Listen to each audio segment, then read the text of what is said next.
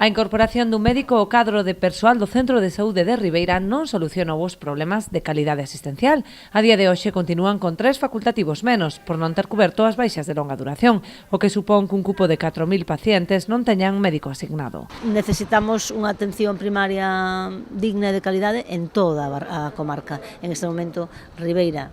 é a que se mantén, non é que sea un problema da hora, senón un problema de tempo, e insistimos en eso, en esas 4.000 persoas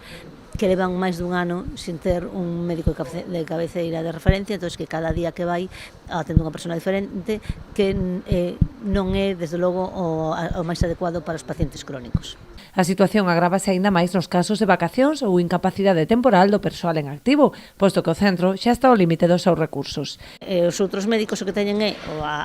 citados os pacientes do seu cupo e aparte teñen citados pacientes desos cupos que non teñen médico, co cual o que lle pasa aos pacientes é que cada vez lle toca un dos outros médicos, non?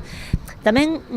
3 de 15 implica que calquer unha semana de vacacións, unha enfermedade,